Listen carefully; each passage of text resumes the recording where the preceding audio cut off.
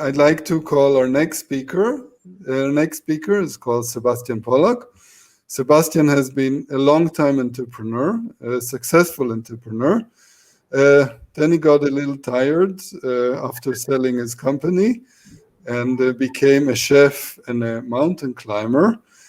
And recently he opened Visionaries Club, which is a venture capital fund with a very unique approach based in Berlin. So, Sebastian, I'm leaving you on stage with the audience.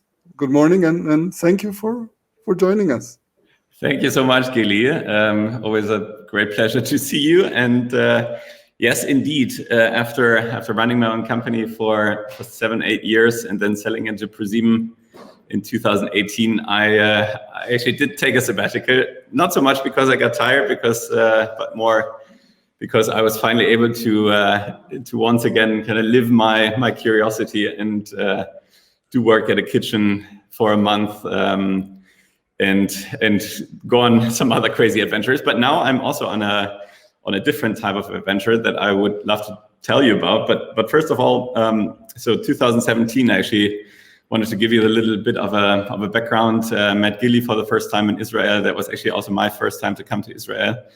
Really loved it. So can't wait for the pandemic to be over and to come back and hopefully meet you in person. But yeah, I will use my quick 5 minutes that I have to introduce you to Visionaries Club, which is a venture capital fund that I started, but it's not just another venture capital fund. But we really said, let's kind of try to bring innovation to venture capital because interestingly enough, VCs do invest in innovation, but oftentimes when you look at their structures, they're actually not that innovative themselves. So we said as founders, let's start the fund that we would have always loved to have as founders. And what that looks like is that my co-founder Rob and I, who's also a former founder, he started Amaze, which he sold to Zalando. And in my case, I started Amorelie in the e-commerce space, grew it to 60 million in sales, annual sales, with an amazing team of 100 and actually doing 20% EBITDA, so actually building a profitable company.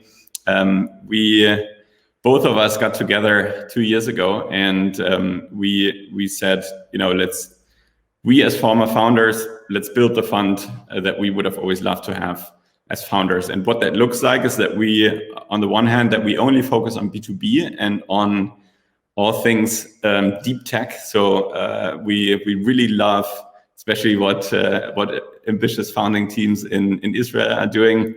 And we also like to come in as soon as and as early as possible. So pre-seed and seed are our preferred stages because that's where we also feel that we can add the most value because we've been there ourselves as founders and we've definitely made a couple of mistakes along the way.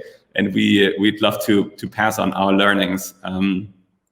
Then, yeah, we are focused on B2B. And what that means to us is that we do see the biggest opportunity actually in the disruption of the industrial value chain. So pretty much everything from production, logistics, sales, after sales, warehousing, plus all the meta functions like finance, marketing, HR, etc. That's what we're super interested in. And we've invested in 17 companies over the course of the past 18 months. So we've been quite active investing in companies like Personio, which just turned unicorn, into a Text2 with Excel, into an Arculus, which is a modular production company. So a combination of hardware and software already live at Audi, which we now have brought to Fisman and some other LPs of ours, so fund investors of ours, invested in Central, which is a lean ERP system together with Sequoia, so constituting Sequoia's first deal in Europe. And yeah, that's our focus. And last but not least, where the interesting part actually comes in, and where we're really trying to be a different type of VC, is that we only have smart money in the fund. So we only have smart investors. We don't have the large pension funds of the dentists or whatever. And that's why we said, we have 30 plus unicorn founders. So the founders of UiPath, Miro, Flixbus, Get Your Guide, Trivago and others. And on the other hand, we have 40 plus industrial companies and family businesses like a Swarovski, like a Miele, and many others that invested in the fund and that are actually bringing all their value add to our portfolio. And we'd really love to hear from you. So my email is sebastian@visionaries.vc, or you can get it from Gilly. And wishing you a fantastic day and conference.